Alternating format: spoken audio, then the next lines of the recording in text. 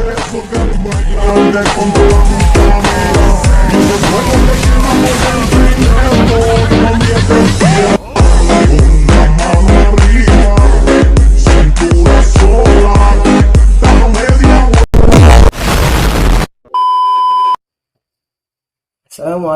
warahmatullahi wabarakatuh. Nama saya Muhammad Daniel Pasya. Saya di sini bertugas sebagai moderator dari kelompok 6 dan kami akan menampilkan presentasi makalah bahasa Indonesia yang berjudul Kutipan dan Daftar Pustaka. Saya tentunya tidak sendiri. Di sini ada teman-teman saya, 2 orang yang bernama Aliatur Rahma, biasa dipanggil Rahma, dan Syauki Muhammad Al-Amin, biasa dipanggil Amin.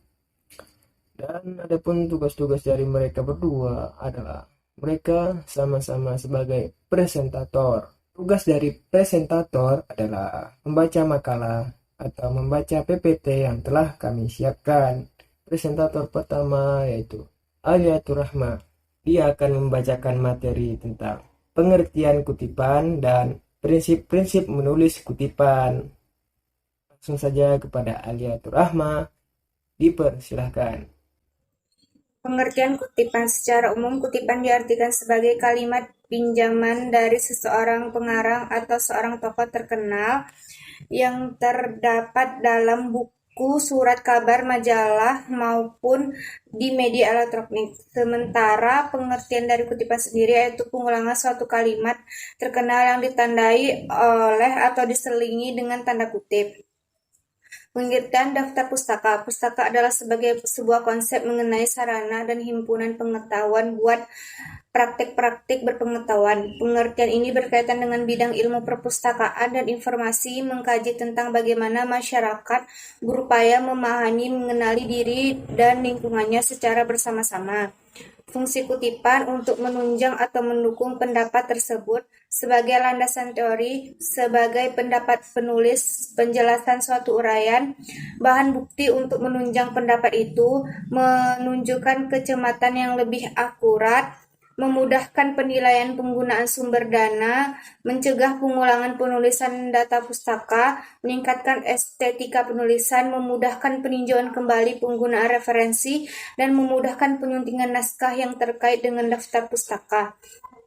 Fungsi daftar pustaka. Fungsi sebuah daftar pustaka hendaknya secara tegas dibedakan dari sebuah fungsi catatan kaki. Referensi pada catatan kaki digunakan untuk menunjuk kepada sumber daya, pernyataan atau ucapan yang dipergunakan dalam teks. Dalam hal ini, selain pengarang, judul buku, dan sebagainya, harus dicantumkan pula nomor halaman di mana pernyataan atau ucapan itu bisa dibaca. Sebaliknya, sebuah daftar pustaka memberikan deskripsi yang penting tentang buku, majalah, atau harian itu secara keseluruhan.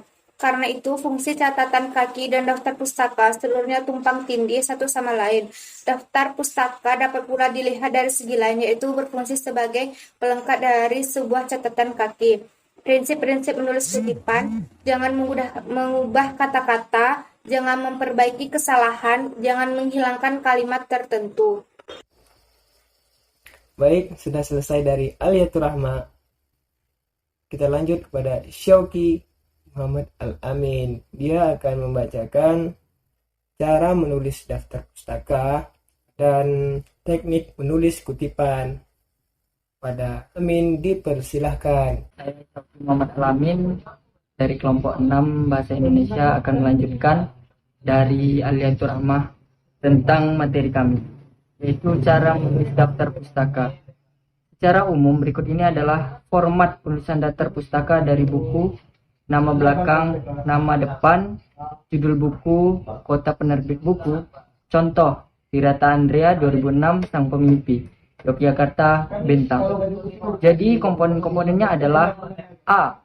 Nama tulis, nama belakang penulis lebih dahulu, baru disusul dengan tanda koma dan inisial nama depannya.